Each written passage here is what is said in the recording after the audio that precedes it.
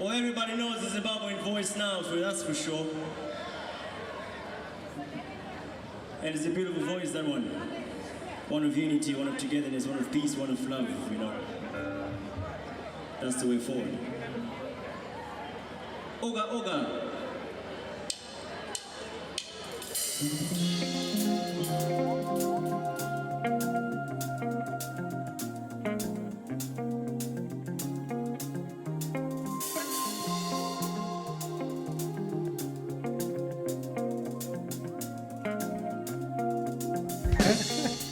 So thanks so much for joining. I appreciate you taking the time to be with me. How are you doing? What's been happening? How are we? I am good. Thank you for having me. I'm good. It's hot in New York City. What is it, 90, I am good. 95? I don't even know. It's just hot. Yeah. I know it in Celsius. It's actually, this is embarrassing. Oh, you haven't converted yet?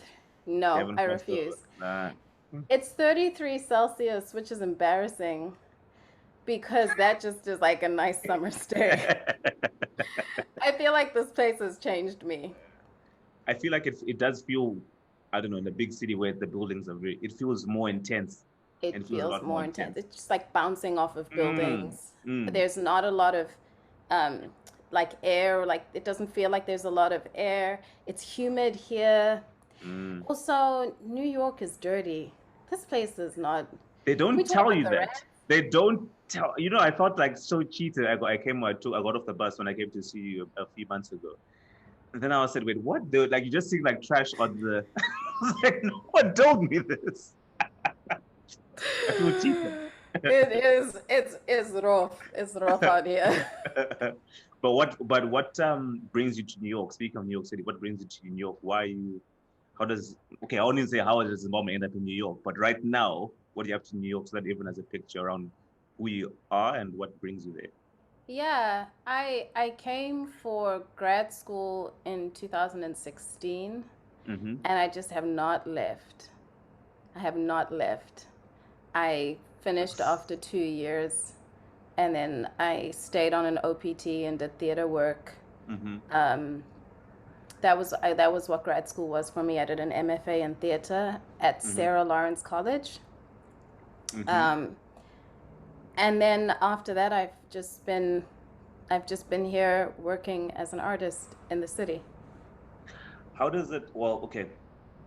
Firstly, congratulations on like achieving that. I think that's the dream, if you will. You know, even who wants to be an artist in many ways says, I either want to be in terms of global stages, let's say global stages, and literally stages because you're in theater. It's either in your sense, it's New York City. It's not even Los Angeles. It's New York City. Yeah, for theater, right? For sure. Yeah. How does it feel being in it? I'm not gonna lie. There are days when I wake up, and it's like the gratitude is jumping out of me.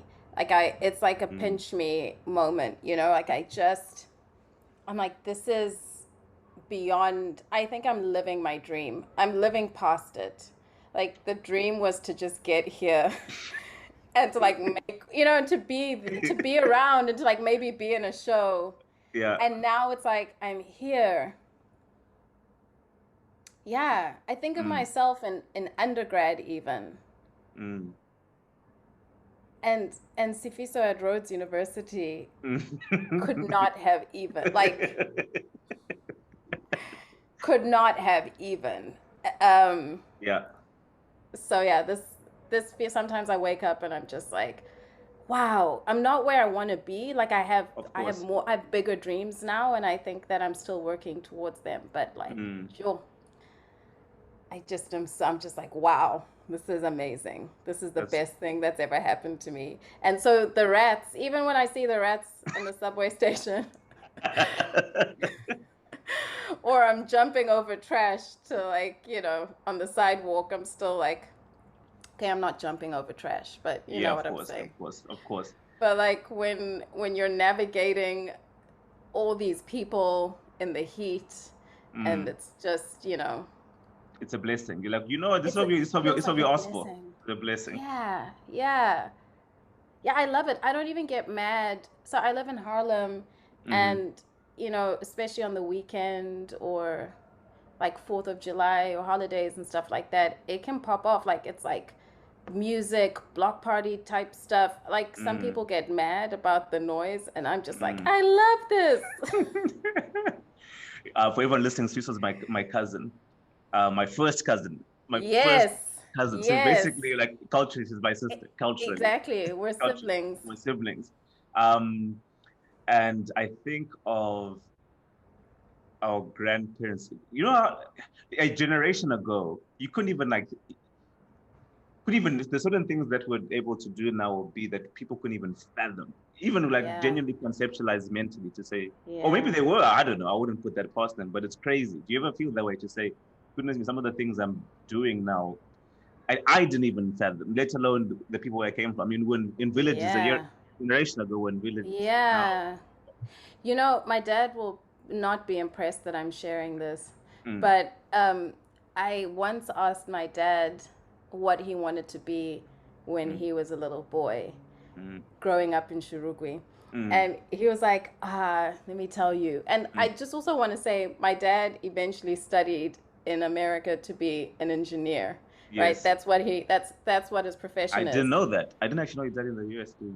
Yeah, at Purdue, yeah. Ah, got you. Who knew? Yeah. Wow. Yeah. But what's insane is I was like, Baba, what did you want to be? And he was like, a bus driver. Because I just thought they were so cool and they could like go anywhere they wanted. And they just like, you know, and I'm looking at my dad like, whoa, you became so far beyond like what you imagined, you know? I think of your dad who was like a pilot by profession. You know what I'm saying? He told me a story. He said, I asked Uncle Pang, I'm sure Uncle Pang, you listen to this, and he says, you know, we'll be herding cattle. We used to herd cattle in the fields. And then Shirugwi is right in Shirugwi, it's very close to Thornhill and Gweru, where there's the Air Force Base. And then there'll be these fighter pilots that would fly over them as they would be herding cattle.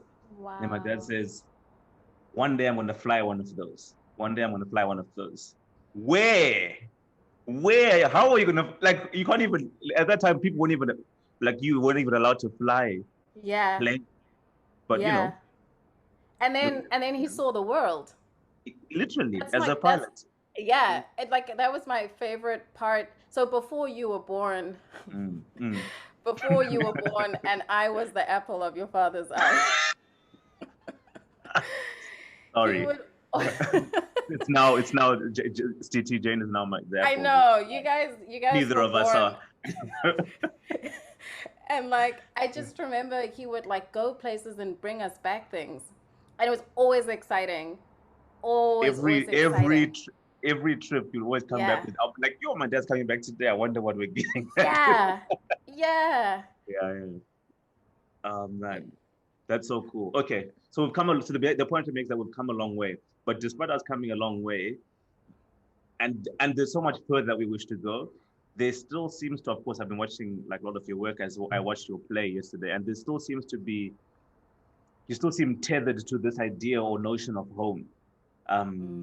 So unpack that for us. Like, why is, because typically like the whole ambition is to always like, not everyone's ambition, but a lot of the time the ambition is to leave Zimbabwe, we have in many ways. But then despite you leaving, you still feel tethered to home in a way. Why is that so in your art?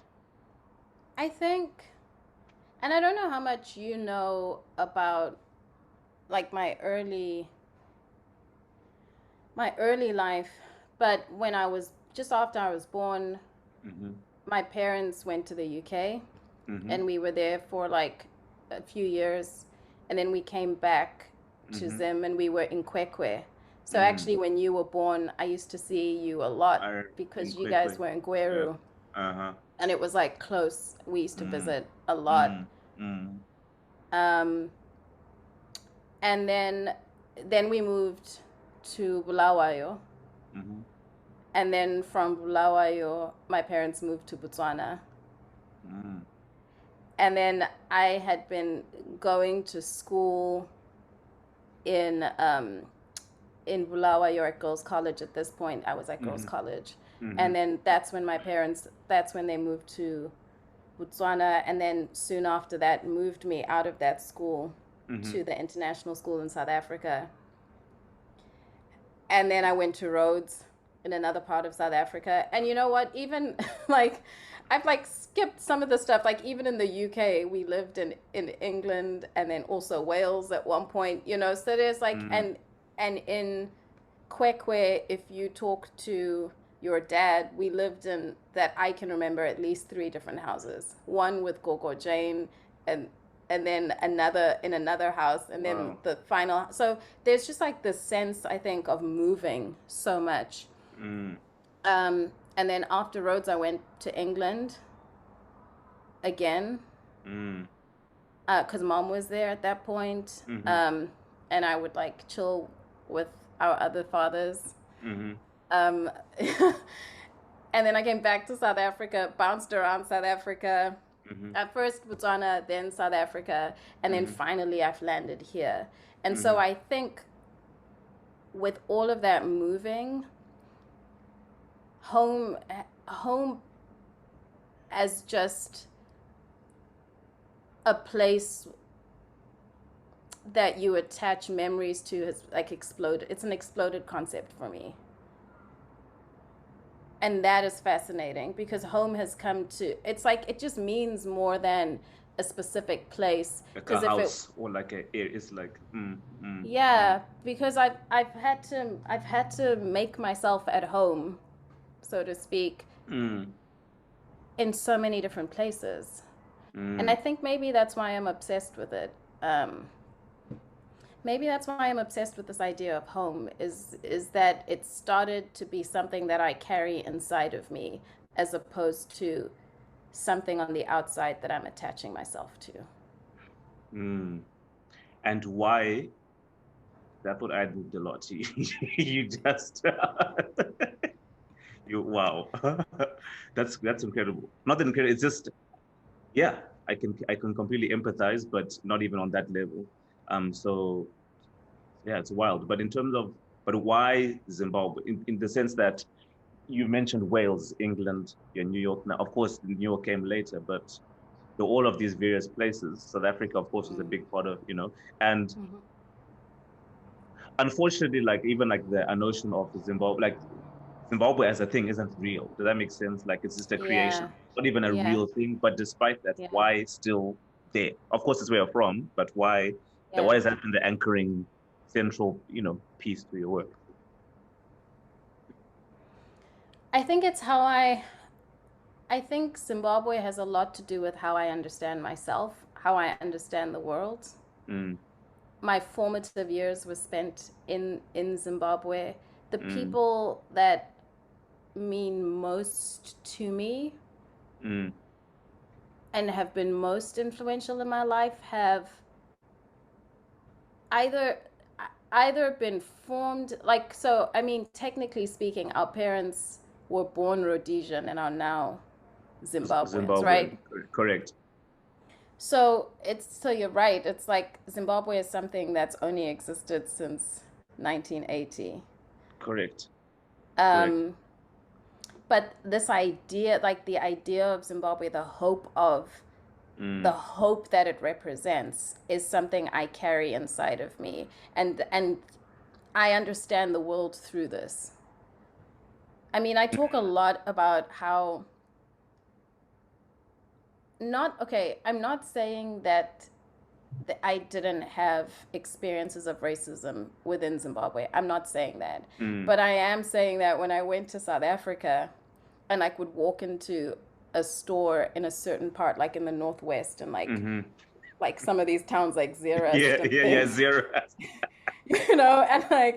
And like people would like treat me differently, or like one time in Limpopo, I got yelled at by this Afrikaans man. I was like trying to buy a drink from him, and he was like, "Don't touch my stuff. Don't come near my stuff. You like." Right. Expletive. Exactly. And so like that kind of behavior was like truly baffling to me because, and I think I drank the Kool-Aid a little bit growing up in the 80s and 90s in Zim. I drank the Kool-Aid about like the Rainbow Nation. You were And actually you were like, actually alive to see it, to drink from the fountain, man. yeah, What a yeah. time! What a time! I really was like full of like the promise and the hope of Zimbabwe as like the like breadbasket of this, like as this like amazing shining thing. I think in many ways we still are, okay, not economically, but in many ways like we still carry that as Zimbabweans. Like we're very special people. Um, but anyway, I think that's why it's like I'm so anchored to it, is because I still see the world that way. I still I'm like very proud of that part of my heritage. Like Mm, very, very proud. Like it's something mm, I feel like defines me as a person. mm. I like the notion we talk about. It's like I like to use the phrase like it's the lens through which like I see the world. Like these I see them through Zimbabwean eyes. But I just say like as we talk about how Zimbabwe is an idea in many ways. It was an idea birthed in 1980. But I was Yeah. reading this book. It's called like The Great Betrayal by Ian Smith. Um, Oh, Mr. Ian Douglas. I just finished it. I just finished it, and I honestly think it found me. I didn't find it; it found me. Yeah. I found Yeah. it at some like back farmers, like these markets on a Sunday somewhere in Johannesburg. Anyway, bought it for a couple $100. But the point I'm trying to make is that you talked about we're hopeful people. When even if you look at regardless of how you feel about him, I think he's just a hurt person, quite honestly. But if regardless about even this book is called The Great Betrayal. He's literally just a betrayed. But I'll get into that a bit later. But the idea is like when you look at the context through which he was seeing the world, it's like my father came here from Scotland. They wanted to make a new life. We're trying to build this new country. So there's always been this idea of hope and doing more, despite, of course, how he went about it was like horrific. But in terms of this idea of hope, even like when they rebirthed the new country Zimbabwe, like there's hope has always been a thing over the past couple of generations. So it's Yeah.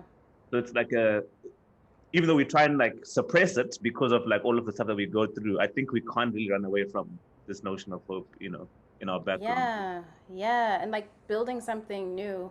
Like I think Zimbabwe for me also like encapsulates this like sort of pan-African idealism that I think has disappeared.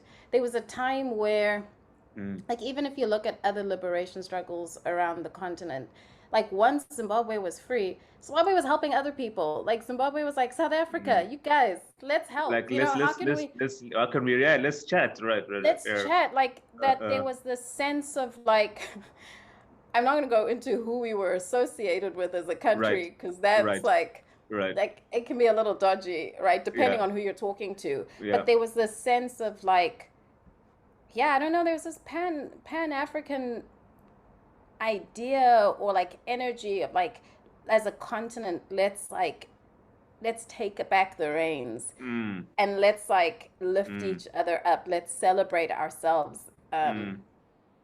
That I don't know that we're as united.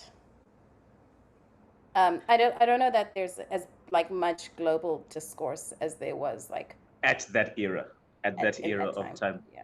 yeah, for sure. It's one of the things like that has to be rebirthed. Or like that's okay, and this is why I want to speak on now. I'm going to come to your art. This is why like artists are so important because they say like life mimics art, but or life or art mimics life. I think it's a balance of both. So sometimes like life is happening, and then artists will create work that holds a mirror to life and say, "This is what you guys are doing." Or sometimes artists will create work and as a beacon to say, "This is what we should be striving to." Yeah. Does that make sense? It can So shape culture. it completely art Yeah. shapes culture completely. So you see like Black Panther represents this African idealism that it's almost like trying to Yes. refan this Wakanda forever. You know what I'm trying to Yeah. say? So it can Yeah. shape culture in terms of how we perceive the things going forward. But in your particular case, you just did like a work at Dixon Place in New York. What was the project? Yeah. What was it? What was it? Tell us about that project. Just touch Yeah. on it a little bit. Yeah. Yeah. I made a show called Sunflower, Mm, and it started out as like an exploration of like home making oneself at home roots. I think that was like my Why tagline. sunflower? Why sunflower? On the real? It doesn't have to be deep. It can be honest. On the real, I named it before I made it. That's fine. And That's then fine. and I feel like sunflower at that point, there was something about following the sun. I had all of these ideals. And then it didn't, and then it was on all of these applications, like these grant applications and stuff. Now you're like how do I do? So I just kept the name. I Right. still think there is something about like a sunflower and roots, like plants are a big part of what the show became. Mm-hmm. And I think there's such a great metaphor because like you can transplant something, you can carry something to another place and allow it to put down root systems in whatever soil is there. It adapts. Like plants can adapt. Sometimes they die, but sometimes they survive and they thrive. Well put. And then begin to like multiply and produce. And so I think I was thinking about home and plants and myself as someone who is like a plant, that puts down roots You're a in transplant. different places. I'm a transplant. You're a transplant. Yeah. And then while I was making it, I started to discover things about our own family. And then I thought about roots in that sense, like where are my family roots? And so yeah, it all just seemed to kind of come together. That's what Sunflower is really about. It's about family, about nation as an extension of family, and about home. And maybe also a conversation with the West. Because I'm very aware of not being, I live in America, but I'm not American. So I think I like to be in dialogue with my surroundings. I think that's a superpower as well. Like this idea of being in a place and having a different perspective, where you don't just, or you can assimilate, but if you look at it from like be within and without, it can be a very powerful tool to navigate. But there's a part, so you will share this with everyone once they have the time once they're able to, of course, once you're ready to share it with the world, I'm sure they'll see it. But there's a part, I only talk on like one part where, in fact, two parts. There's a part in the play where you talk about a tree you planted. Maybe talk on that story about like the tree you planted when you were a kid, because I feel like it represents this really powerful idea of, you said at the end, there's strange fruit growing in the land where we come from. There's strange fruit. It's still fruit, but it's strange, and we need to figure out how to mesh these two, trees together. So talk on that story so we can like unpack that a little bit. Yeah. So when we were living in Kwekwe, the last house that we lived in, like my mom loves gardening. I don't know when the last time that you came to our house in Bulawayo was. I don't know if you were like, I'm sure it's like a kid. Old enough, but it was a beautiful, beautiful garden. My mom loves to garden, and so she would let me help her. And so as a kid, I just took like, we used to, every time we ate anything with seeds, mom would save them, she would dry them and save them and then plant them. So like pumpkins, lemons, oranges, like anything that had a seed that could like be replanted, my mom was like, we're doing that. That's cool. So, that's cool. And so we had these citrus pips, and I guess they were mixed up. I don't know how it happened, but I planted these seeds, and the plant sort of grew up and then like leaned against each other and then sort of like twisted into one plant, and eventually this like little tree sapling grew, and it was like,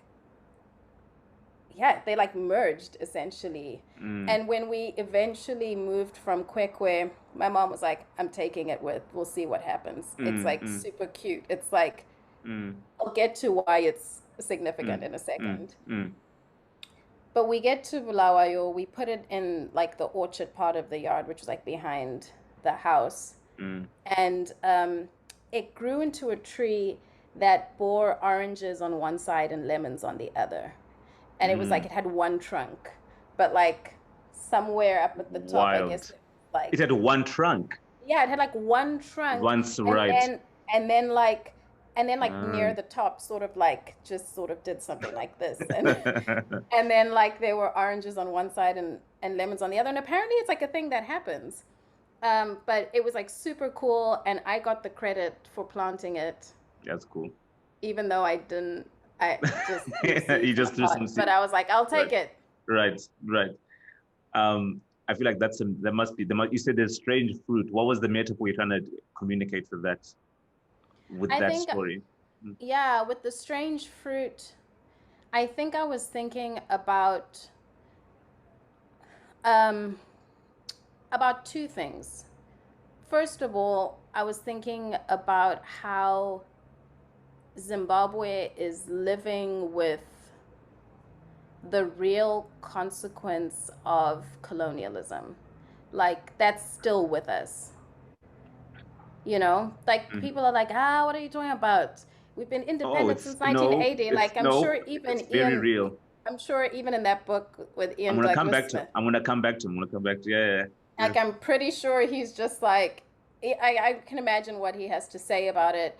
But I think that we're living with the consequences of that. It's like a fruit that's with us, and we're trying to bear this new fruit, right? But like, there is this other thing that's there, and we are like, we're changed, and it's like, how do we live with this fruit is the question that I ask at the end of Sunflower. And then also I was thinking about how so many of us now, even through the colonial project, let alone as an immigrant, like anyone in the diaspora understands this, but I think anyone that's from a society that's been colonized is living with two cultures. Side by side. And sometimes they target each other. Sometimes they target. Yeah. You know that book, Nervous Conditions by Tsitsi Dangarembga? Like, it's one of I haven't read it still. Can you imagine? But I need to read it. But yeah. It's so good. But I think about that a lot. I was thinking a lot about it as I was making Sunflower. But like, yeah, there is, I don't want to give away too much, but like, I think that's really what the core of that story is about, is people, they keep calling it like Englishness, you know, like being like English is like the thing that's like poisoning. But I think like what they mean is like this dialogue with the West, this dialogue with this Western culture, is something where it's in constant tension. Yeah. For us, anyway. Sorry to cut you off. I didn't mean to cut you off. But there's a book called No Longer at Ease by Chinua Achebe, and it talks about this same idea. It's like this tension between modernization and preservation of culture. But my stance, so I've read 3 books recently like this. I'm trying to go back in time to see like what's going, because you have to look at history to see how do we engage. So I read a book called Dinner with Mugabe first. Yes. Then I read a book called this one, of course, The Great Betrayal, second. And then the one I'm reading now is Diamonds, Gold and War, which talks about like, which come from Cecil Rhodes, and like, or rather from the formation of the British colony, or the formation of Southern Africa in terms of how people came, why they came. And the idea isn't to like, it's not to like point fingers. It's just to like look at facts and data. Yeah. Like, okay, why are people and like the whole, I think sometimes we talk about this idea between this tension between, we're often like angry at each other, and it's not really about right now, but anger, we should look at ourselves. Look, we're all victims in this thing. Yeah. Like we're all hurting from this thing. Yeah. Look at Dinner with Mugabe. That talk about a conversation with the West. Like that, his whole life was like this conversation, like his love for the Queen, and how after feeling scorned by the British, like that's still dialogue. You know, even if he's railing against Tony Blair, saying you're a toilet in my country. Like, it's still a dialogue, you know? Completely. Like as I was reading this book, I was just like, this was on my one podcast I had a conversation with a lady called Kalai Barlow, and she talked about we need to get to a point where we can recognize our shared humanity, like what unites us. And then when I was reading this Great Betrayal book, it was so staggering. I started writing similar things between Mugabe and Smith, and I had like a list of 20 things that were like, they experienced so many similar things. In terms of, the book is called The Great Betrayal, and his whole thing is like, I was betrayed by Britain. Or he's like, I can't believe you guys did this to me. Now that, oh my God, this is so funny. I can't believe the Labour, and like Mugabe is like, I can't believe you. It's like, I can't believe you guys. It's hilarious. Yeah. So, you know, the information is all there, but the point is that, like, we're all victims in this thing. And I think even if I colonized, I have trauma. I have trauma that I'm inflicting on you. Or if you're the colonizee, you're also, now you're a traumatized person, and now you, Sifiso, are the one who's now being affected by my trauma that's being passed on to you. Yeah. There's a really great writer called Aimé Césaire, and he wrote a discourse on colonialism, and he actually talks about how Homi K. Baba is another person who touches on this, but like what I really like about Césaire's analysis is he's talking about how for like the colonizer, they're like, these are savages and brutes, and we're going to like civilize these people. Them. But actually, I won't go into the depths of it because I guess some of it can be seen as controversial. But he argues in this like little pamphlet that if you look at the behavior to do that civilizing, they themselves became savage and the brutes. Boom. And it's like so eloquently put, like to borrow language from the youth. I was like, ooh, he read them. He read them for filth. Dragged. And you know, like, it's like this thing where it's so accurate because to oppress a person, you have to not see them as a human being. Yes. So if I can treat you, which dehumanizes you. Exactly. And if you then become dehumanized, you can do whatever you want to do to a person because you don't see them as a person. So in the same light, like in the same, like I started actually highlighting, he kept saying, we were speaking about Mugabe, he kept saying terrorist, communist. And I remember being like, damn, aren't you tired of saying this? Bro, this is like your autobiography. Get over that.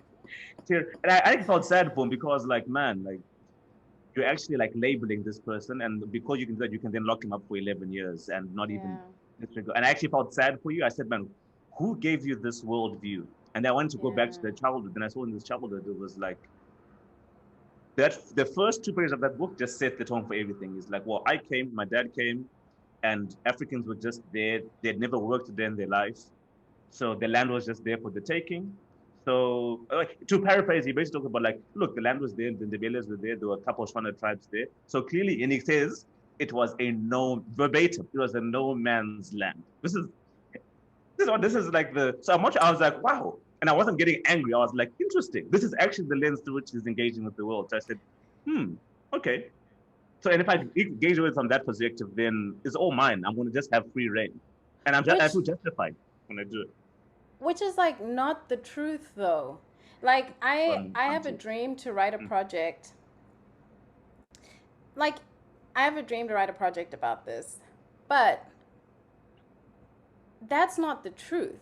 In fact, it's like really funny because they talk about how by the time Rhodes and his cronies arrived to like try and dig up gold, especially around the Munumutapa area.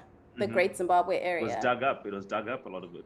Because we were like, we never worked before. Like literally, we had done that work. We were mining. We were trading with the rest of the world. Literally trading. Like the Portuguese were people that we had been like people from the Middle East. We were trading with. Like it's bizarre. It's like if you look at Portuguese, they were Catholic ministers who were around the Mozambique area who are a really great resource for us because they wrote about Zimbabwe. They wrote about our area, the Munumutapa Empire, and like a lot of our history, because it wasn't all written down, we can actually like back up with these records from that are actually written by Westerners, right? Because we're obsessed with the written The way histories. exactly right. Yeah. So it's like even then, your own people have like No, they did confirmed it. that this is the truth.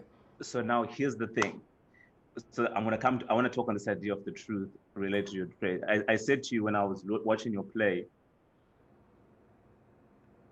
I remember saying like, man, you're uncovering, you're digging of our family history and seeing certain things. And I said, damn.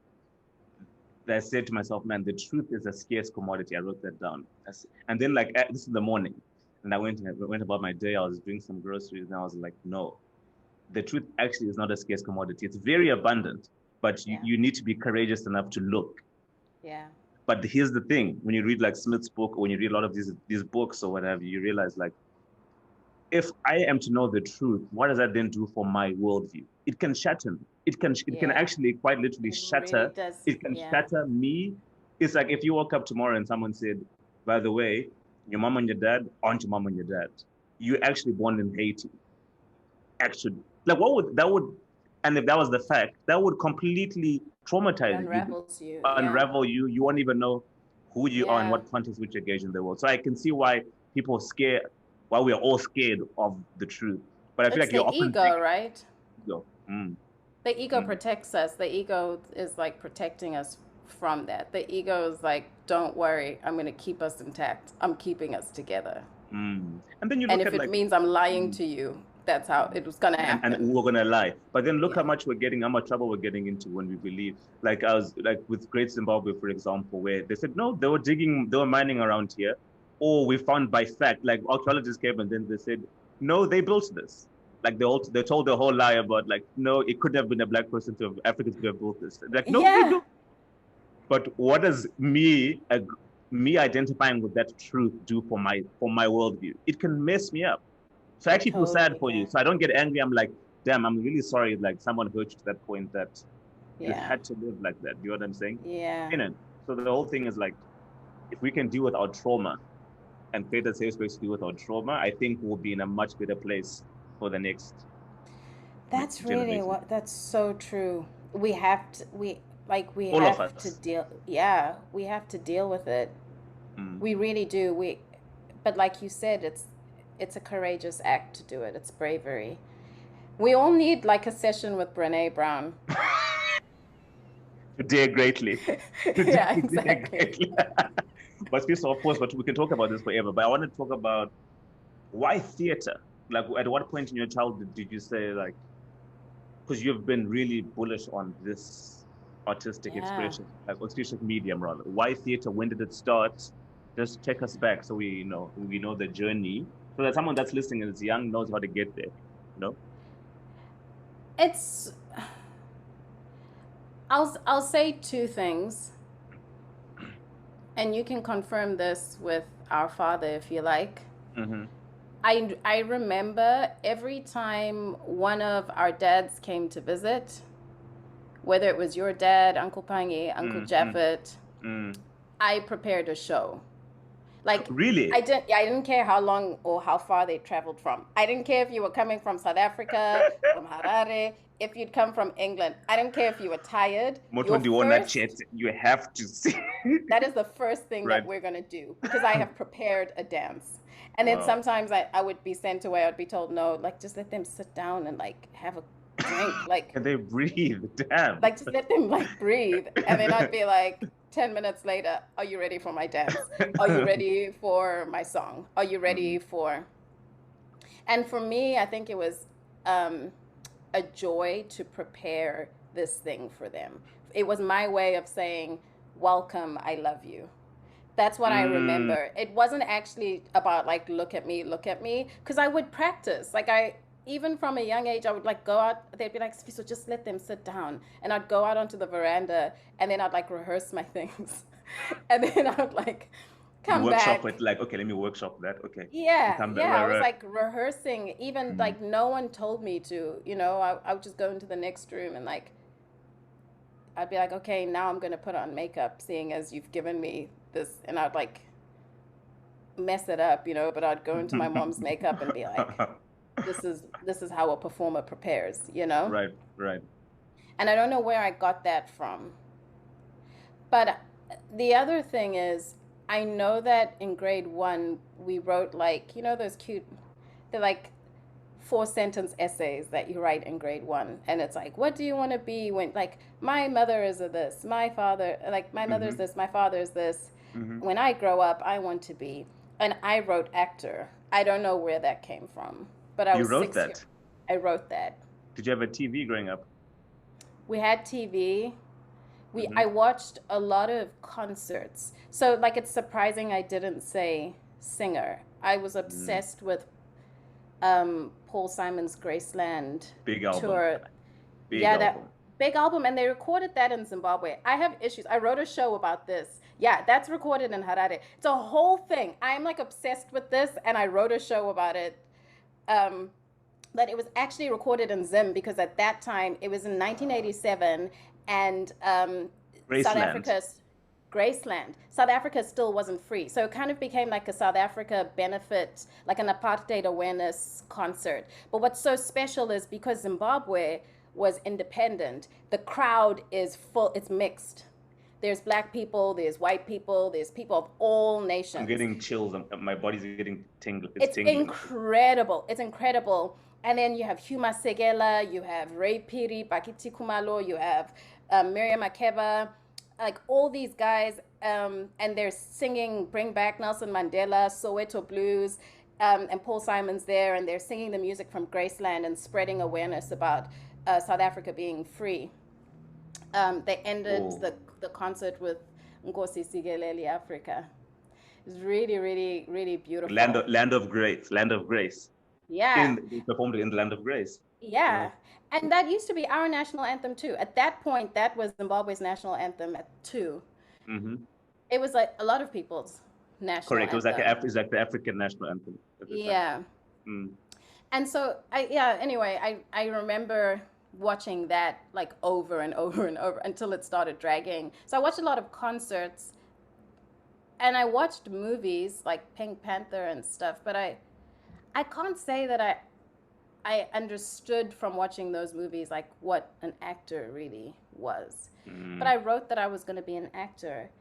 And like over the years, that's changed. Like I watched Sister act, and I was like, just kidding, I'm going to be a nun. And then I watched like some hospital drama. I was like, just kidding, I'm going to be a pediatrician. But it's like all influence from TV. But acting was always like the thing. And then I don't know if it was just that I just like I don't know where that came from, but I at 6 announced it, and here we are. I can't believe Graceland was recorded. Last week was with my wife. I was like, you need to listen to this album. Like culturally, you don't understand how important this album is to the world. With Paul Simon, Ladysmith, Black Mambazo. I didn't even realize it was Ladysmith. I forgot it. Yeah, I forgot to mention Ladysmith. In fact, they made, and that band is still relevant. Like they were on Burna Boy's album. Which is a fire album. It is a fire album. I was like, man, this band. Anyway, I didn't even know. And like they said, like when you record, the environment influences the music. Like the fact, how they say the environment influences the music.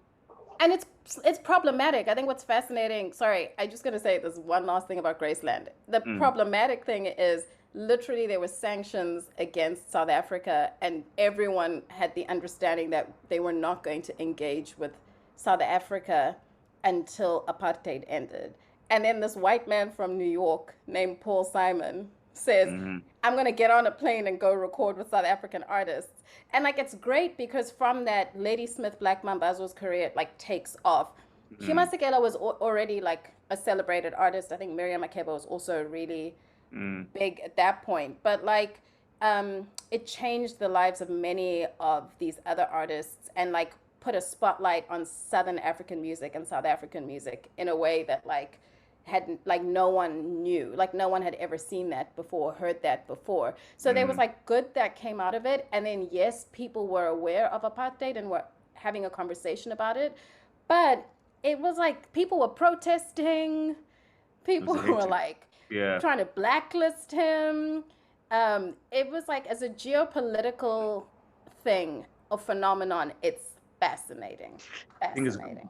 it's actually a movie because music transcends culture. Like music transcends culture, and there's actually like I watched this documentary on Friday, Saturday. It's called like The Lion's Share. You know, it's about in the jungle, the mighty jungle. It's about basically about how that song was recorded in South Africa, and then it got they basically didn't pay the artists They basically, did and then not. but they Yeah. went to number one in the United States in the 60s or 70s. But the point is that there's precedent for African music going to number one, and even Graceland. So this intersection between like American or Western pop and African like rhythm it's a thing, and it's always been there. So I think we don't have to recreate the wheel. We can just keep doing that if you want to, And but in a way that's not exploitative. correct. Because yeah, yeah, in a way that's collaborative. And I will say, I mean, I love me some Paul Simon. When you Mm, like get into the weeds of how he made that album and you listen to the artists that he was collaborating with, it was collaborate. people who love music collaborating. It was really beautiful and democratic. And you can hear it in the music, I think. You Mm, can hear the love, attention, and rigor for this thing that they're making. You can hear it. mm, Um, but and I don't think he intended to exploit them, but I could see how it could be portrayed as an exploitative mm. thing. So like how do we have those cross-cultural exchanges in a way Collaborations, yeah. that's not exploitative, which I think Mm. I was trying to do like in those sections in Sunflower where I'm um, joking at Juliet's expense. Um, I think I'm like trying to turn that on its head a little bit. Got you. Okay, so you, as a kid, okay, I want to I want to act. This is now a fact. Where does that? Of course, it's one thing to act, but it's another thing to now go into school and do the thing. Do you know what I'm saying? Like, how does that then come about for you? Like, what was that journey? I always like participated in school plays. I went to Masia Pambili Junior School in Bulawayo. I was at Mm-hmm. Goldridge for like a hot second in Kwekwe, Mm-hmm. and then I was at Masia. And I was in shows, but I wasn't really. I remember they did a production of Pocahontas, Mm. and I really wanted a big part, and they did not cast me. And Heartbroken, devastated. heartbroken. I was like, Mm. I was in the chorus, but one thing that I am Mm. is tenacious, and I'm Mm. also determined. And so Mm. what happened is the person that they cast as Grandmother Willow was Mm. unreliable, not because she was like a bad person, but because she was also a really gifted athlete. And so she kept having to miss rehearsal, Mm. and she like kept like she just wasn't showing up. She couldn't learn Mm. her lines on time and all this. They put and your hand and up. so Mm. guess who was there to always fill in for this person, whenever she wasn't there. And then by the Mm. time it got time to be like dress rehearsal, I knew this thing inside out. I knew all the music. So they were like, "Oh, we've got to give her at least one night. We can't, like, we cast She's this done other so much. person." So they gave me this night, and then everyone was like, "Whoa, like she really did this thing." I was like, I loved it and like gave it my everything. And I think in Masie that there wasn't really infrastructure for theatrical arts, but I think they fostered it in us as much as they could. Um, and I loved doing that. Sometimes they would take us to Mzilikazi Arts Mm-hmm. Center, Mm-hmm.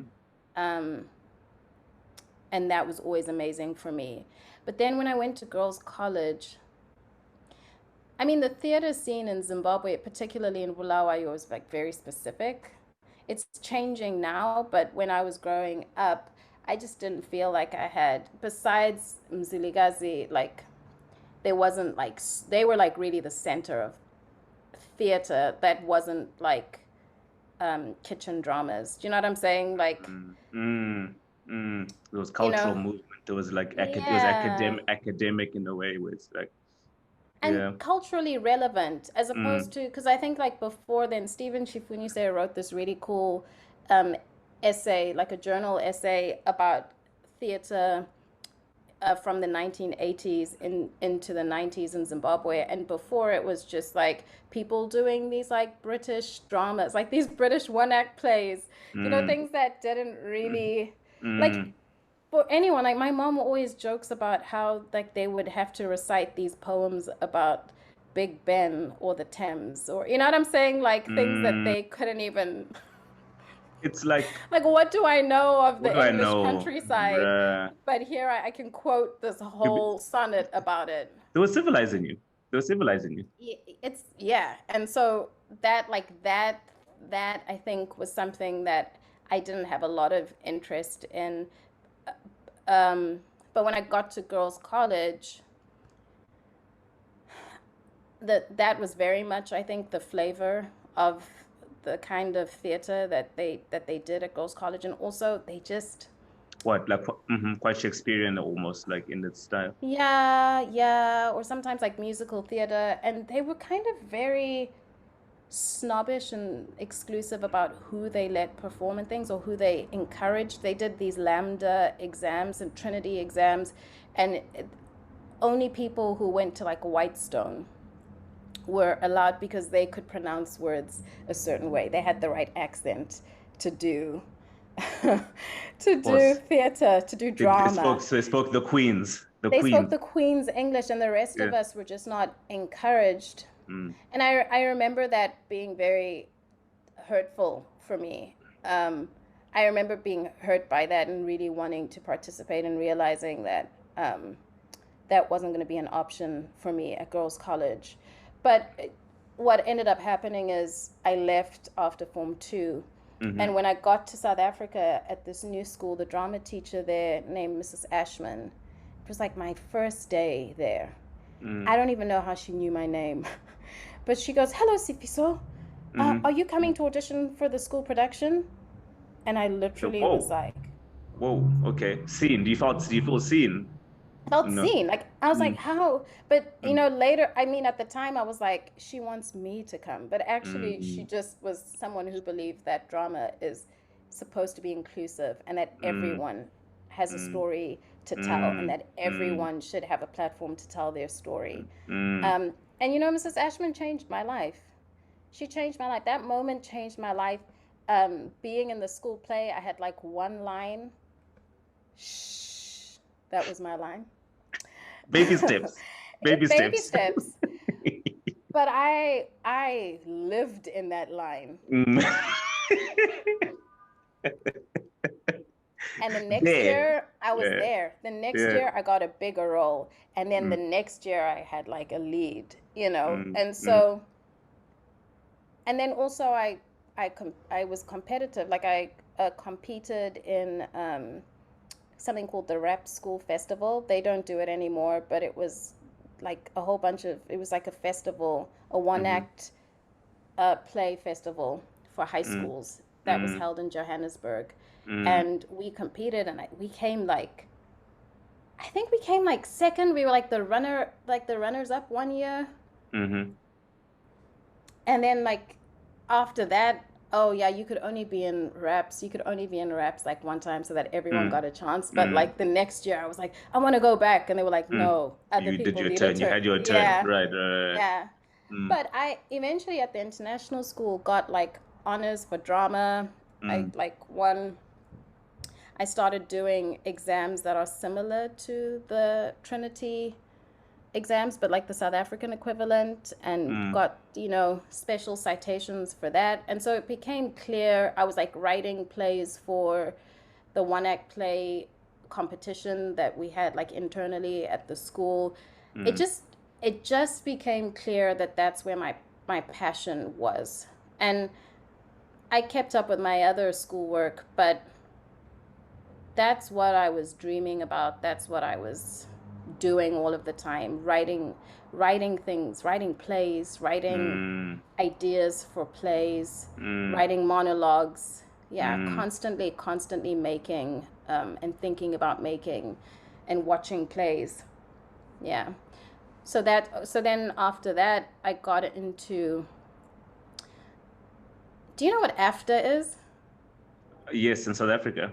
Yeah, Hmm. I got It's like into a AFTA. it's like a perform. It's like a school for, I could say, media art, creativity, Yeah, performance in South Africa, or yeah. film. Hmm. So in lower six, I got into AFTA, Hmm. and I was like really excited to go, but it was still new, and my parents are like, "This isn't even a real university." Like, It was Zimbabwean parents. they were Zimbabwean like, "This is parents. like."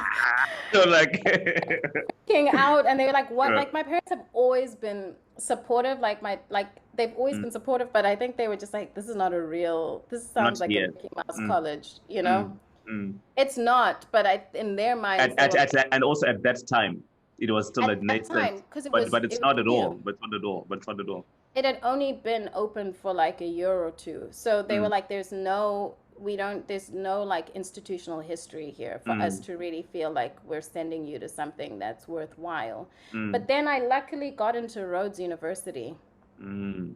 What around was that that like? time. What was that like? Because Rhodes, of course, there's the, I think it's called the Grahamstown Festival. Like, there's a Yeah, huge cultural, there's a yeah, big history of culture in that particular part of the yeah, world. It's not even side of the world. What was that like as a creative? You know? yeah. That's what made me like you were talking about sunflower. That all, I mean, it can be traced to Mrs. Ashman a little bit, What did you at the study? What did you international study? school. What did you study at Rhodes? I went in to do drama and journalism, and I Hmm. graduated with a degree in drama and English literature.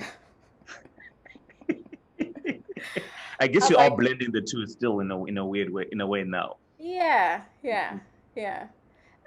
But drama at Rhodes made me the artist I am today. Being exposed to the National Arts Festival, being exposed to the faculty that was there, to my cohort, Mm, like I was really blessed. My cohort is fire. Like they're there's doing it. still They're doing really it. They're interesting doing it. artists. Mm, Yeah, mm, there's still mm, people who are making really interesting, daring, innovative work to this mm, day. Like people mm, that I know from, I'm not necessarily in touch with them, but I'll go on social media and it's like, yes, you better mm. win the Standard Bank like Young Artist Award. Yeah, yeah, Yes, yeah, yeah, you better show this. You better have a yeah. show at the Market Theatre. You better, Mm, it's like mm. these people are like Cooking. amazing. They're Mm, cooking with mm, gas, you know? mm. Um, so that I think Rhodes was like where I always laugh about I got there and it was just all passion and like raw talent. It was all Mm. just like, I want to do this thing and willpower. And Rhodes was the place that like shaped it and crafted it into like a skill. Like I Mm. became skilled at drama. Like the technique, like on a technical level. Mm. Yeah, like there's like yeah, I'm still learning. Of course. I still feel like I'm learning and I'm getting more and more sophisticated in Mm. how um, I craft story. I'm still learning what my theatrical language is or how I articulate myself Mm. artistically at this time. But Mm. Rhodes really was rigorous. That drama Mm. department was rigorous training, good critical feedback, but like in a safe way. Yet, like, like none of Mm. us ever, it wasn't like one of those drama school horror stories where they're like, it's like toxic. Like, this is not it. Like, this is not it. You're being dragged on the daily. Yeah. But how do you then go from that culture to, well, of course, there's always that intersection where, I've done drama and writing. And typically a lot of people do like conventional degrees like BCom this or BA and that. You say I'm doing drama and English literature. How do you then, I think you went to the UK, if I'm not mistaken, after that. Like, you know what I mean? Like, could you, yeah, how was that transition? I know you're working I think at the Royal Shakespeare Company, if I'm not mistaken. No. Oh man, I would love to have done Oh, that. that, No. I gas it up. Okay, sorry. Cool. So what happened? She was like, not yet. If, Whew, one day. yeah. England was very good because I failed so spectacularly that it was a cautionary tale. So when I moved to America, I was like, we're not going to do another UK. We're not doing that again. Like, we're not uprooting ourselves so you can go and be afraid and not try. Ooh, did you have fear when you went to the UK? I had fear. I left a place that was so affirming to me. Like, Rhodes was a place where I took risks. I'm not going to go into it on this because our family will listen. But Right. anyone who knows me from Rhodes will tell you that I was just bold. I was out there. I was like unafraid to. I didn't mind looking foolish. It did not bother me in the slightest. So unapologetic, like this is what I'm saying. This is what I have to say. Boom. I was like, I embraced learning, and I embraced like the idea that failure can be part of learning. So it didn't, like, my first audition, I kind of alluded to it a little bit ago, but my first audition at Rhodes University was humiliating. But I didn't know that. I went with like full confidence and performed a monologue that I wrote, which was terrible. I was like 17 and course. wrote a monologue about soccer, you know, and it's like, but I performed it with like such like energy, and like I rehearsed it like over 50 times. I know that because I would go and book sessions and do it 10 times a session for like for the days leading up to the audition. So it was like well prepared, but it was trash. Facts. You know, and I can look back on that, but I think like that's my point, is that when someone pointed out that was like okay, your energy is great, we love like, but that wasn't it, right? But that isn't it.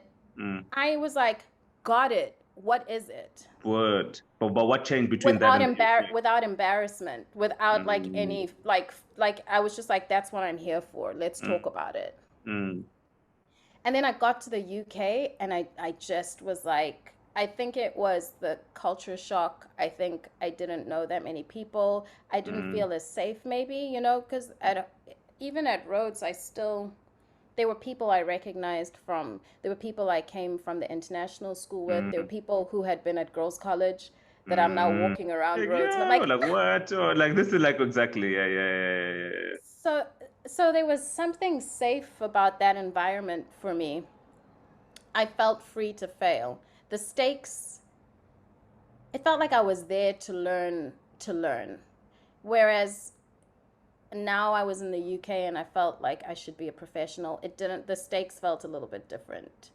And I auditioned for stuff. I did some Shakespeare work. I was in a company that eventually got blacklisted by Equity, by the Actors Union. Damn. Because some crazy things happened. That was a toxic work environment.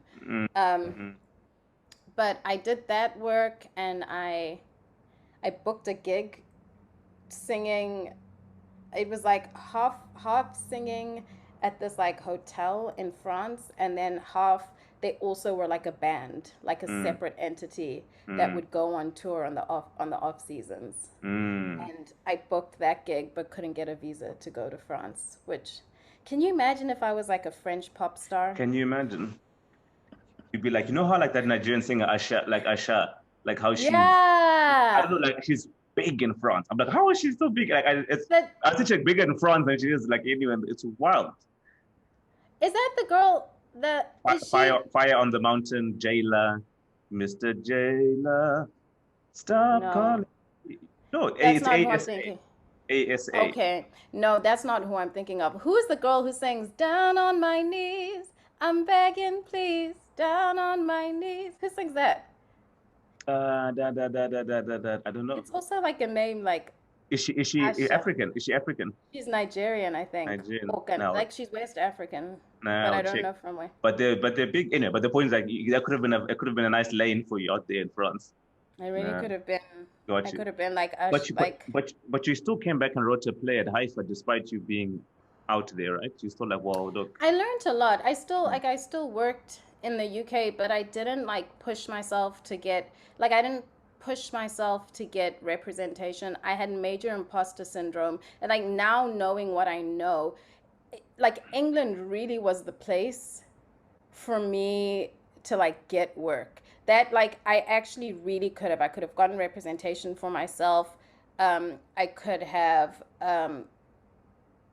joined the union, quite honestly. Like there's so many things now that I'm like, you could have really. You just didn't believe. Maybe you didn't believe then.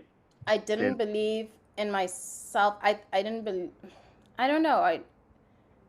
I just was like, I counted myself out of so many things before I even tried. And then when I got back, yes, I wrote the show that went to Haifa, the comeback. I just had this image in my head and I wrote like a draft. That was like a very spiritual experience for me because I really felt like that was like an experience, like a holy experience where I was inspired to like write this thing. And the first draft it ended up being very different from what the final thing was. But I wrote this draft and had nothing to do with it. As we're talking about my journey and how I got to where I got to. I didn't know what to do with it. And the next day I went to work and, you know, like the internet ads, like the different ads that come up. There was this ad, I guess on Facebook maybe, that said like looking for Zimbabwean playwrights, submit here. I didn't even know what Haifa was. I didn't know there was a Harare International Festival of the Arts. I guess you didn't really expect it. Why? I didn't know. Ah. This is 2010. Because you've been away so long, so you know what I mean? Yeah. And you haven't really grown up in Harare ever, honestly. No. So I didn't know it existed, and I'm just like, oh, wow, that's weird. I finished writing a draft of a play last night. Wow. And so I went ahead and just emailed the email address and like attached this like draft. And like a few days later, I'm like on an errand for my boss and I get this phone call and it's a Zimbabwean number and I'm just thinking it's someone from home. I'm thinking it's like a cousin of mine. And so I'm like struggling to hear them. I'm like, hello. And they're like, yeah, we wanted to tell you you're accepted. And now I'm thinking it's like a cross line. I'm like, what are you talking about? What are you talking about, Brad? For what? And they're like, you submitted a play to the Harare International Festival of the Arts. You're one of the winners for Haifa Direct. Congratulations. We'd like to use your play and we're going to mentor you. You're going to be attached. It's like funded through the British Council and you're going to get a mentor to like help you polish up this piece. Come to Harare for these days and do some workshops with us. And like, they helped me shape this show that like changed my life. It was the first play that I wrote that was produced professionally. And I was privileged enough. We won't talk about the journey to this. Your sister was there the whole time. I heard. But I got to perform the debut performances of the show. And later, Edith Weutonga, who's an amazing recording artist in Zim, played that role. She took that show on tour and won a National Arts Merit Award for her role. She won a NAMA for that, really? Yeah. I felt like I was like, it's fine. I know that they weren't giving me the award, but I felt like. But you wrote the play, and then of course she collaborated on it, and then she won a NAMA for it. Yeah. It was a play with music, and it was really great to like write songs for that, and she really took it because she's a band, like she's someone who leads a band and she's a session musician, so she really just did her own thing with it. They directed her so well, and that changed my life, and then also introduced me to a lot of Zimbabwean artists that I'm still close to today. The British Council in Zim is really great with supporting. They do lots of stuff with supporting of the arts, like a ton. But then how do we go from there to say, okay, like we're still so far from New York City. Like what happens in between Harare with one and a half. We're now writing, getting stuff produced, big, Mm-hmm. getting these opportunities. But then how do we get from that to, what was the step? You went to South Africa afterwards, I believe. I went to South Africa, and then the British Council invited me to join a cohort with the Royal Court Theatre, and like one of those women was from America. Um, the late Elise Dodgson was like one of the people. She was living in the UK, but she was originally from New York, and I always had a dream to come here. Mm. I had I had applied to NYU's grad acting program in 2009 and got a call back on the day, but didn't get a final call back, and ultimately didn't get a place because they take 6 people, and I didn't have a real strategy. If I went back, I think that there is this tighten up. Yeah, it's all strategy. Tighten up. there Yeah. you right. I would tighten up things, but I'm like glad I did it because then when I applied to Sarah Lawrence, I was wiser. Um, so so I'm like still working on my craft and working with like mentors and things. I again in this like divine moment of inspiration just feel it's time. You have to go. This is the time to go. I was teaching in South Africa. I was head of drama um, in Mafikeng, and I was like, it's time to go. But I didn't tell anyone.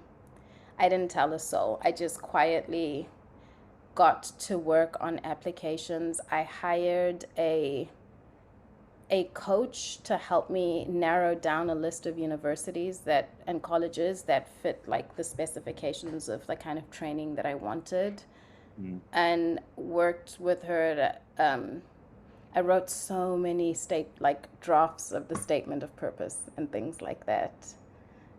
So many, like just revising and revising and revising, and eventually made the applications and got Sarah Lawrence. Ultimately was the place that I chose to go to, because Epic. it was a master's in theater as opposed to like just acting, or I was like feeling like I wanted to be multidisciplinary, Mm.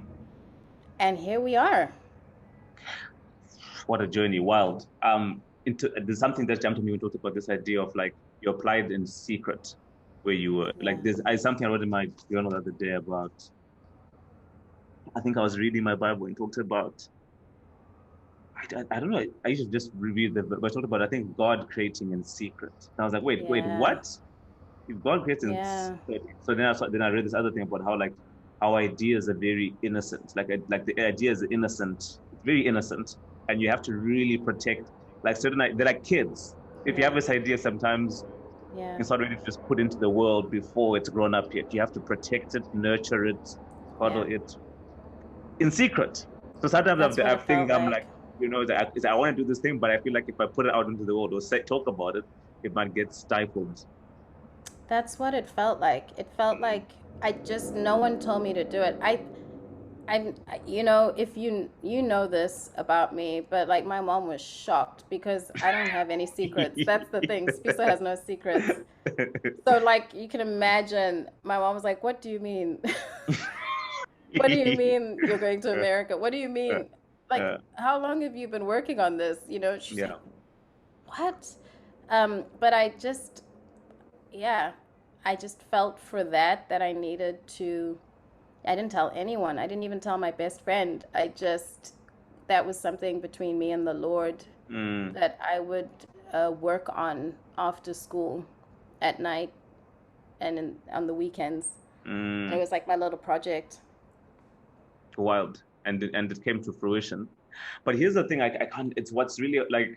It's this thing that's really hard to reconcile, and not as hard to reconcile. It just not. It just is, and similar to maybe myself, where if you've been fortunate enough to go to a lot of places where there's exposure to all of these things. I mean, look at yourself. You're from Zimbabwe, but you've been in Bulawayo, England, Wales, back to England, you've been to all of these various places, but not everyone has that opportunity, and there's no obligation, by the way, to that's just your blessing, that's just your truth, and that's fine, and that's your gift, and there's no obligation to share that with anyone at all. That's just for you. But is there, like, I often think about like people who, want to act or want to do theater, or other kids, right?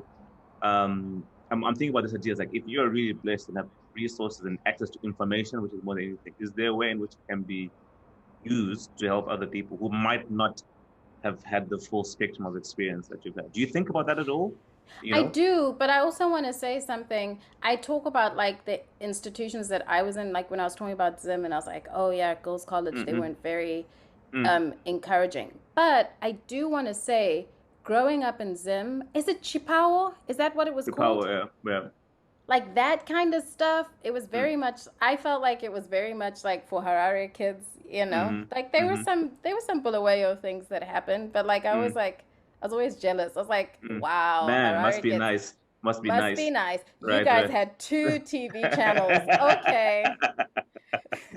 Like, but like things like that, I think that and even in Bulawayo, the Mzilikazi Art Center, like I think like those kind of community cultural spaces are a gift and a resource in terms of like accessibility for artistic expression.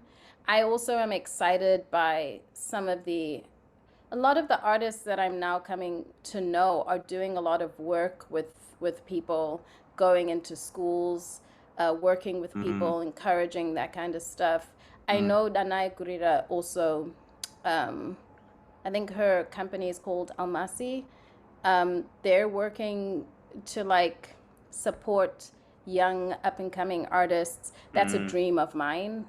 Because I often think of myself in Bulawayo with this like burning passion to perform on stages, and like just thinking, how will it happen? I don't, like watching ZBC and seeing like these kids performing shows on TV, performing like in these plays, and being like, I also want. You want to, but Me from too. a director perspective, or like from an actor perspective? Yeah, like well, definitely as an actor, because as a kid I was like, You I wanted to just be wanted, right. Perform. I wanted to perform. But I do think I just wanted to go back and say that I think that there are spaces in Zim for people who want to do that, and there are places where people can find support for young artists. Is it enough? No, I'm like, I want to make it big so I can, add to that space. Yeah, how can I support people to get training? And then there's like places, these unlikely places like Alliance Française and like Low key, yeah. like They're these pockets, like, or Rips Theater, Alliance Française, all of these small pockets, yeah, and or like cultural even incubators of sorts. That, that are there. I think it's about like how we spread that knowledge. I don't know if Haifa is back after COVID, because I know they were on a hiatus for a hiatus, bit. yeah. But I think that, and in Tuasa festival in Bulawayo also, like there's definitely, I'm encouraged that there are some spaces in Zim, at least as a starting point. We just need more. We need more. We need more, and I'd love to see like something that, if you've worked with me, so it's very important for me to be known as easygoing and laid back, but then in the rehearsal room, my friend Marcella, like, hey, it was like, hey, who's this chick? I'm locked in. Yeah, my friend Marcella was diplomatic and said, no, friend, you just are very specific about what you want. But rigor is important to me. You're a purist. You respect the craft. Like, no, we have to get the craft right. We have to keep the craft right. Yeah, and I'm always, I want to learn. I'm constantly like, how do I get better? I'm constantly asking questions about how to improve. Like even with Sunflower, I'm like, how do I improve it? how do I'm like talking to comedians, like the timing's off. Teach me, like, how do I deliver? How does this land better? I'm talking to designers, like, there's got to be a cleaner way to design this. If I want to take it on tour, what is the compact way to design this? So it's like boom, boom, boom, easy to pack and still like, and beautiful. Like, how does it travel? So that's like the thing that I'm like, that's the legacy I want to leave behind, and that's how I want to contribute, is like training is yeah. I love that. In terms of I have two last questions. The Zimbabwean story. There's this. Ooh, it's hot. Yeah, it is. Sorry, I would turn my AC on, but you said it's loud. So I said it. I was like, she has to bear with me for a few more minutes. The Zimbabwean story, or any story when packaged right, gets eaten up. Doesn't matter where it's from. A story is a story. Did you feel reservations in terms of like, look, this is an American audience by and large, with a lot of the work that I'm, at least not, you won't always do this, but like right now, that's kind of the stuff that's moving you. Did you feel reservations about like packaging the Zimbabwean? Because Trevor Noah does it. He's selling the South African story, and people are eating it, and they love it because it's different perspective. Did you feel reservations about that, or are you kind of very comfortable in owning your truth and your perspective? I was a little bit reticent about like I was reticent about like the moments where I speak Shona or like mix Shona and Ndebele and English. But then there's also a part of me that's like, these guys, they're going to feel it. How do they think I feel half the time when they're talking about faucets and this? They have to feel it. They have to. Yeah, I was like, you guys are just you guys are gonna have to just deal with it. But then the other part of me that is like on the business side of it is like, yeah, but if you alienate these people, they won't come see the show. So then the whole thing became a balancing act, like a dance of like, how do I invite you into the feeling of alienation and displacement that I'm exploring, but then also still take your hand and like bring you into with the world. you. Yeah.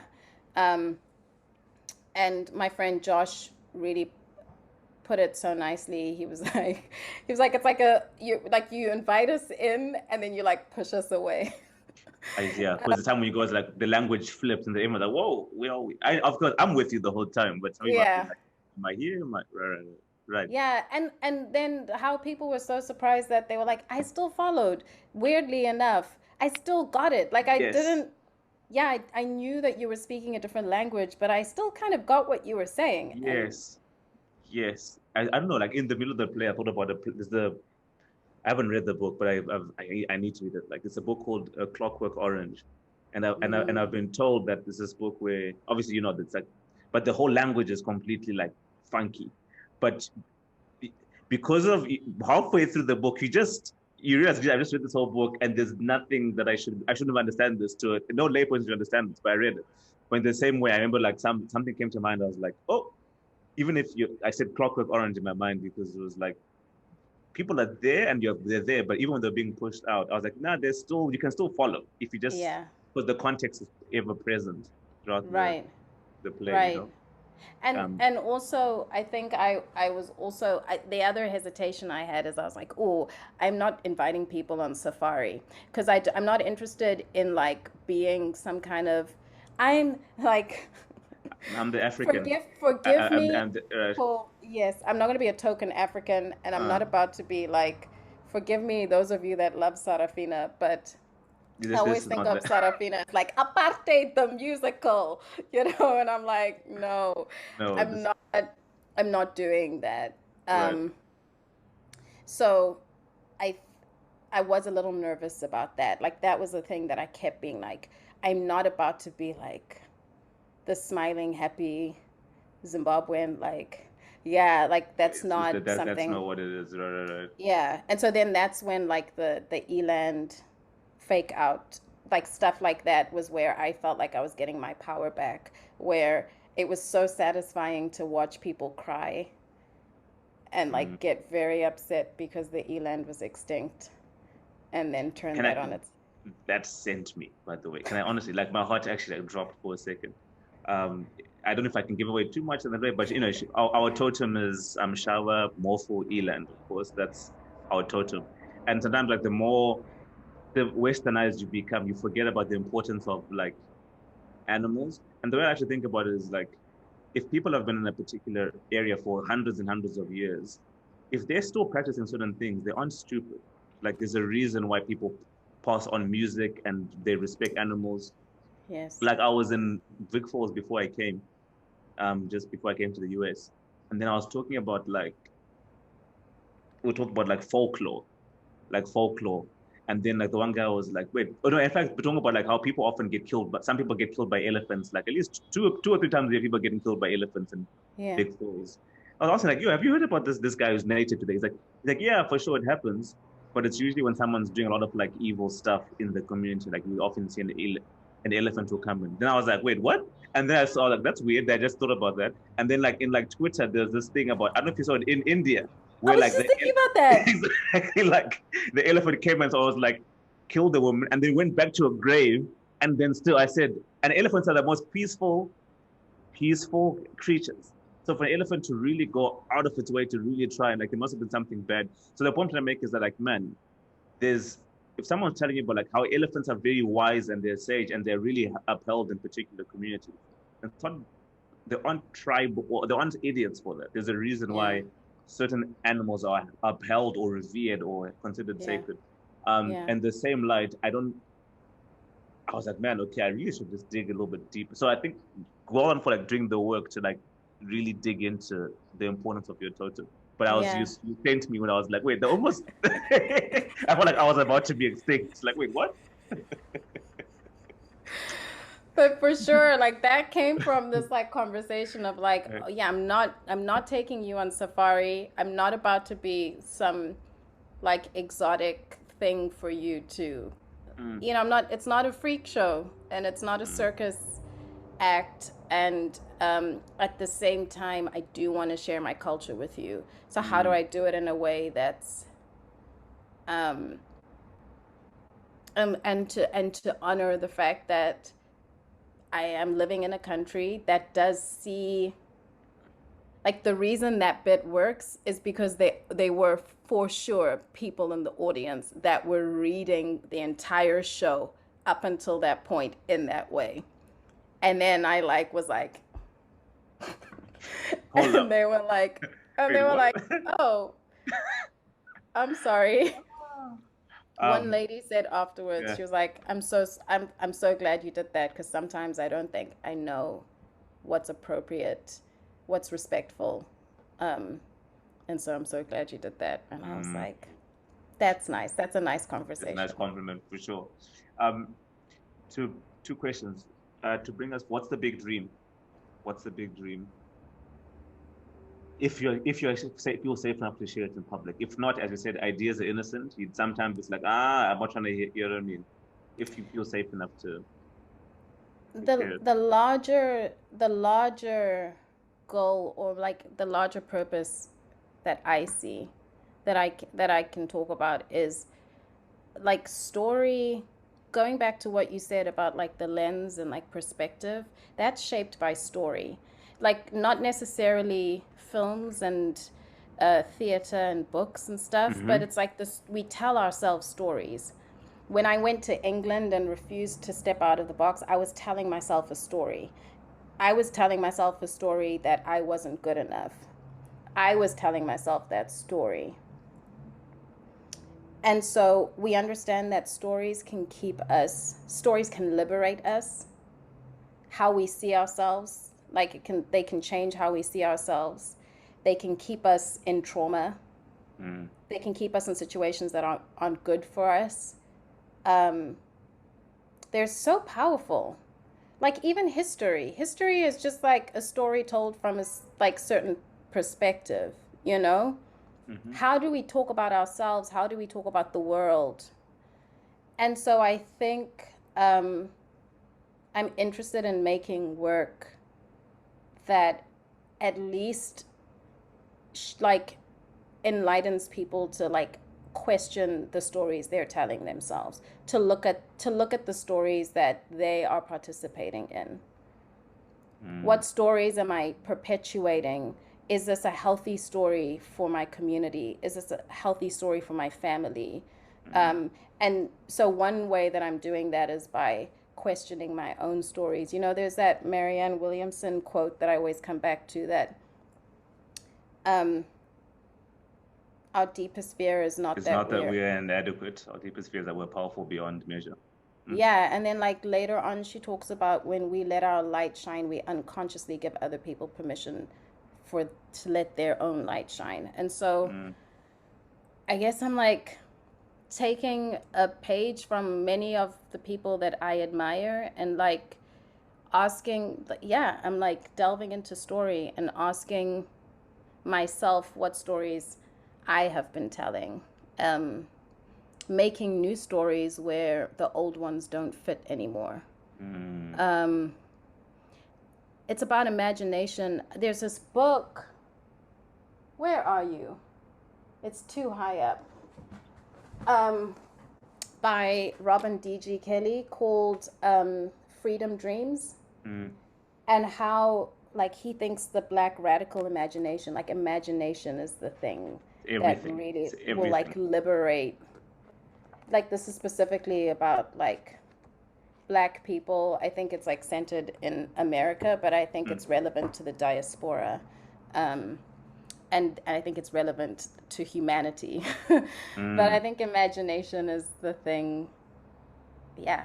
So I want to tell stories that unlock and inspire people to be imaginative and find, yeah, I love find new things, find healthier ways, find better ways. That's the big dream, is to be in conversation with other people. I love to work collaboratively, and like how Sunflower is a conversation between Juliet and I. It's, you know, it's about me, but it's also about this friend of mine and where and how our stories fit together. Yeah. I love that. It's like, well, there's two things that come to mind. It's like the first thing that if you can twist a story, you can change that. You can literally alter the outlook of the whole generation or a person. Well, not even a person, but a whole. If I can convince you that you aren't great, Yeah. and you believe it. Yeah. Which was the work of colonialism. Exactly. If I can convince you that you aren't great, and you believe it, I have you. I got you. I got you. And then there's this line from this Kendrick album I just dropped. He says, "My life is a plot twisted from directions that I can't see." And I said, "Damn!" I said, "Like, I mean, my life is a plot, and there all of these things, like these strings that are happening, and I can't even see that." So I think the big thing is like, just be aware that there are strings being pulled. Yeah. Be aware that there's strings being pulled, and sometimes like they're your own, sometimes it's someone else. Do you know what I mean? And I think the goal, once we know people, like if we can just tell, like, look, there's these things that are happening. Oh, okay. How can I then rewrite that in a way that's more empowering for me and those who come after me? But in terms of Zim, bringing it full circle, what is as a plot I talked about, what is the shift in the plot for the theater look like for you? It's different for everybody, but what does it look like? What's your perspective on it? For theater specifically? Anything. Anything Zim related? Zimbabwean story. Zimbabwean story has been like, there've been many civilizations in Zimbabwean history. There's been great Zimbabwe. There's been like, we've had this history with Sifiso Rhodes, Ian Smith, and now and not to say that they define the arc of the narrative per se, but their stories really honestly like shape the perceptions of the narrative itself. Yeah. So in this if there is to be a next chapter, what does shifting it look like in your sense? Some people might be like, man, for me, some guys are like, I care about seeing universal, recognizing our shared humanity. Or some people might say, I care about everyone being invested in everyone else doing better. You know what I mean? What does it look like for you? It could be theater, anything. You said something earlier that like is it for me is healing from our trauma. I really like, I think that there's power on the other side of like unpacking that as a nation. I feel Mm, like when I think about Zim, at least this iteration of it, I feel mm. like we went from the liberation struggle, which was devastating, like the cost of that. It's in Yeah. the national anthem. We're like, we're It's like talking like about, it bleeds the music. It bleeds out the yeah, music. like literally, they're like talking about blood and like shit. You know what I'm saying? Like it's on our flag. It's on our We're like, flood. Yeah. Yeah, yeah, yeah. we recognize it, but Mm. it's like we just went from like I feel like we never dealt with it. It's like we just were like, and now we're free, Zimbabwe. Like Ah!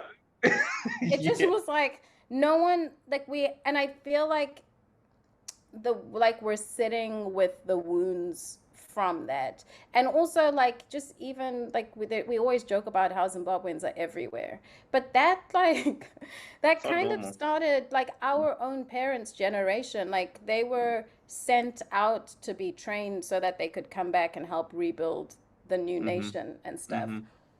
but many people never came home. Many people just stayed where they were. Like Mm-hmm. there are all of these like really there are these big sacrifices that were made. There's a lot of pain. Even you were talking about Mugabe, however we feel about him, like he lost a child. I think about it. I think about it all the time. Like, And they were just like, yeah, like if, even to take it even further back, like it's fresh in my memory. 'Cause I just read this book. Is like he grew up in like a Kutama village of Kutama. You're the I think what third, I don't know if it's the third born, but two of your siblings die. So your elder brother dies. You're a kid. He dies because he gets unwell. Then now everyone's like, man, you are going to be the next person. Like you're going to be and you're very academically capable. But honestly, all you actually like doing is reading books and teaching. I just want to teach and read books. mm, And then I'm going to just move in Ghana, and then I want to just do that. Then I'm like, no, but you're eloquent. And then I get spurred on. Then I get imprisoned for 11 or however 11 odd years or whatever. I get tortured in prison for all of this, but I'm still like teaching people, giving them, helping guys get degrees, get my own degrees. I'm still like this. I'm doing good stuff. But then when I'm in prison, my child dies. And I say, guys, I want to bury my child. No, you can't bury your child. You can't bury your child. You have to rot in prison. And I'm like, man, like, so I lost two siblings when I was growing up. Now my child is dead. My wife's gone. I'm just by myself here. And now I'm getting tortured whilst I'm in prison. Then I get released to hopefully create this new country. They say, no, we want to keep fighting. So now I have to go from that straight into war. So I go from prison to war in Mozambique, and I go from war in Mozambique to then, of course, then going to like do all these negotiations. And like, there's so many traumatic things that are happening. And then after all of that, I win an election, and then they say, run a country. and what is the first thing that he does? Like Kukuraundi happened. Like what is his strategy in dealing with perceived insurrection? Right? He does exactly what's been done to him. He passes down the trauma. Of course. And then you look at from So that perspective, damn, bro, like if you look at Obama's just eight years in office, look at what his looked like before he went in and after. Just going into office before and after 8 years. Look at his body, his hair. That's just president. That's just the presidential. That's not prison.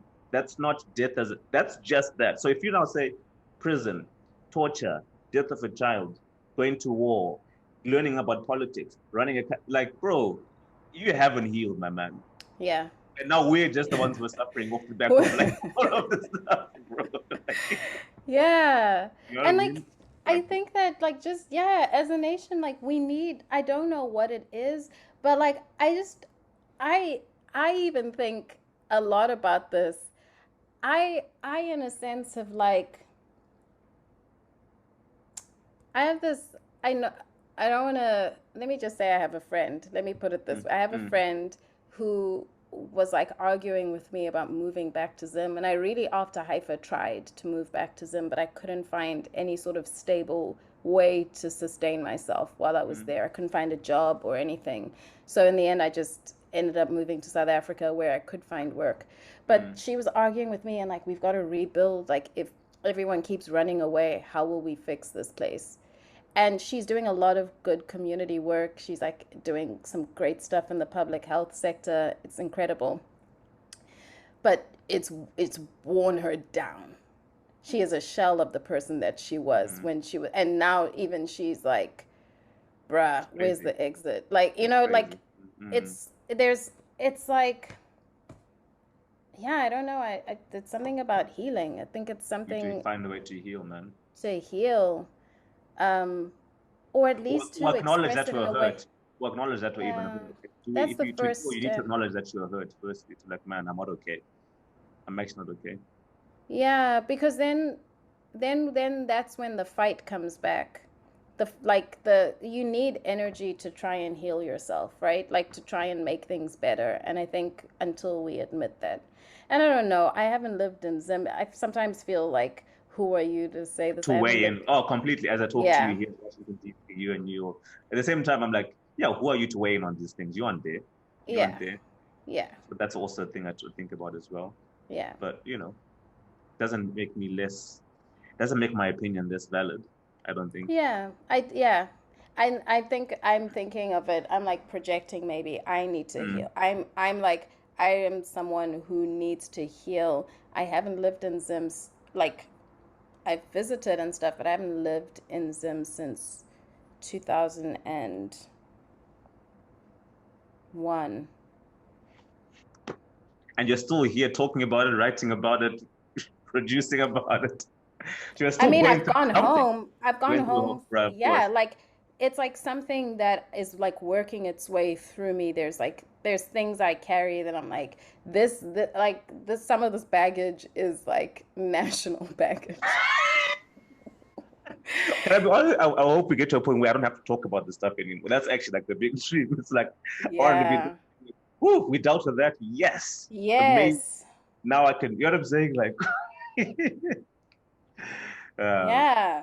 But I'm like, that's the thing, that it's very Zimbabwean. I like to call us, I like to say sometimes in America, I'm like, guys, Zimbabweans are excessively polite, because that's what we do. We just like grin and bear it. And like, it's actually a defining feature about Zimbabweans. Like everywhere you go, Zimbabweans are known as like hard workers. They persevere. They're resilient. Like all of these things that actually don't come from a very good place. Like we are resilient, but it's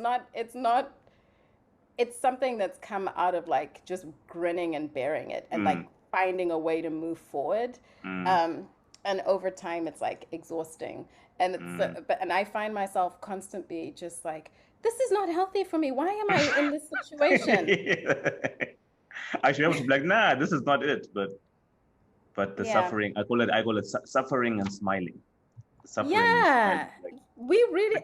This is fine. It's not fine. It's not fine.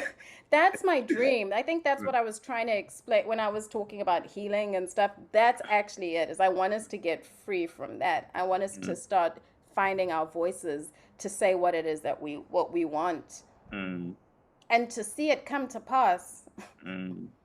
Not just to say it and to see it. Yeah. Come on, Zimbabweans, we've got this. Yes, it's an idea. It's an idea. I lean into this idea a lot. But anyway, maybe in our lifetime or our kids' lifetime. I read something that's to end us off. I read something that said, the sign of a good society is when men and women plant trees whose shade they'll never sit under. Yeah.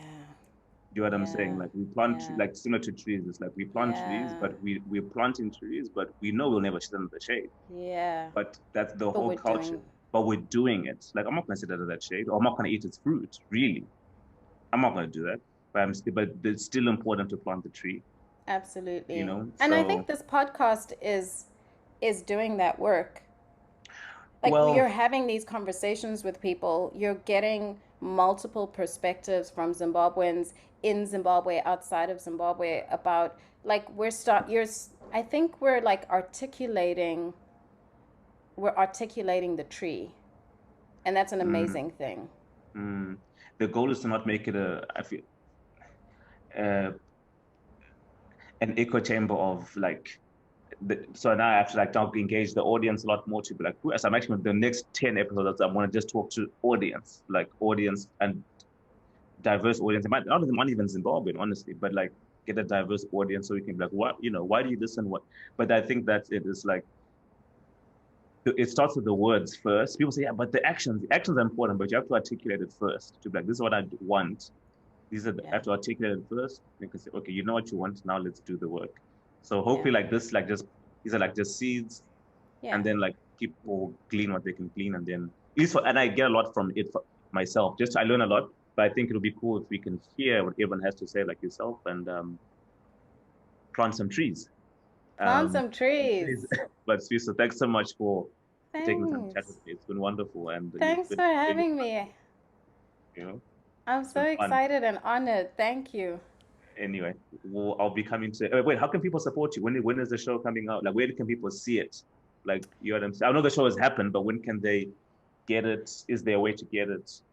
I'm working on. I want to take Sunflower on tour, so I'm currently working on where to take it. I want to go to different festivals and different places with it. I took it to upstate New York, near Canada.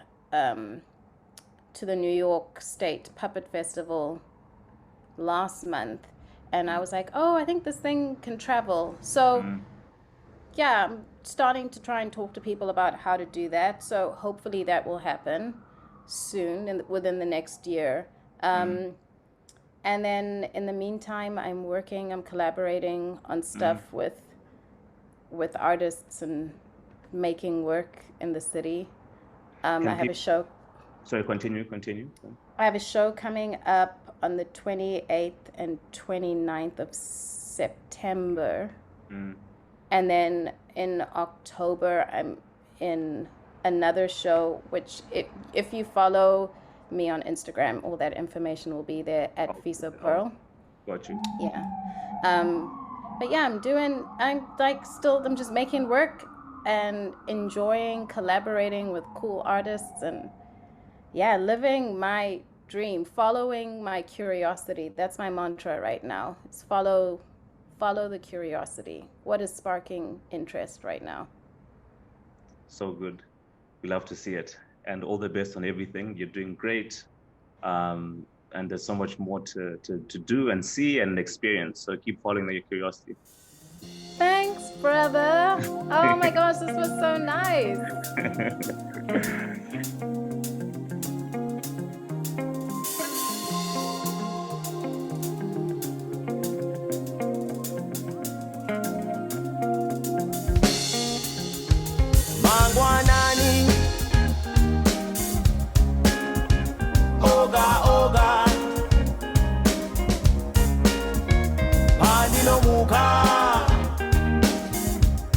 Nokuchaga uripiko baby watora nani akuyevedzane iko ona mangwanani oga andinomuka nokuchaga uripiko baby watora nani akuyevedzane iko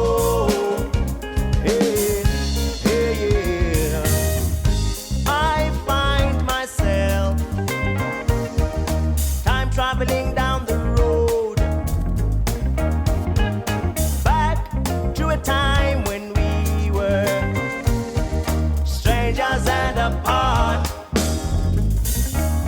I had never met anyone like you, and I must confess that I had never been so jealous to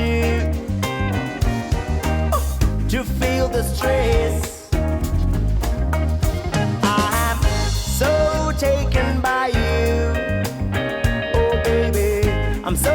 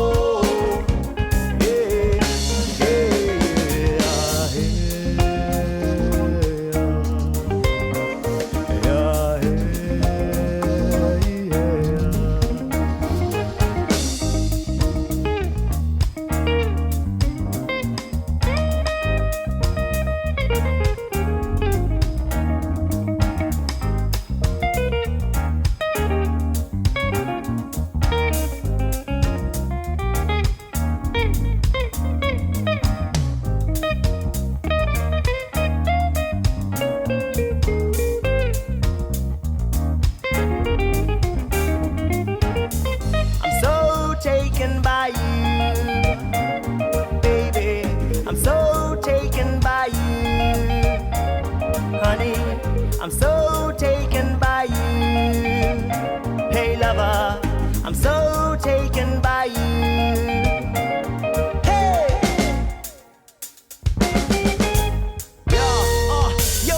Us taking a stroll, me holding your hand, we having a chat. I'm hoping that we go out again. You seem surprised, I can see by the look in your eyes. I said let's talk about it, you say you have to decide. You've been through many men, some of them you rather forget. Conscious bottles of love that left you rather upset, and now you're crying. I never made to see you shed a tear. Always brought around, she finally noticed that I care. When I'm willing to be there, what to do, give you my all, when I do, catch you when you fall. Girl, I love you, you're my African queen, the only one I see in my sweet African dreams.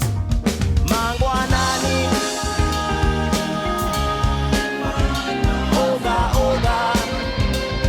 Searching, searching, pandi no muka. No traga uripiko. Baby, baby, wachoro nani. Agrielezane iko.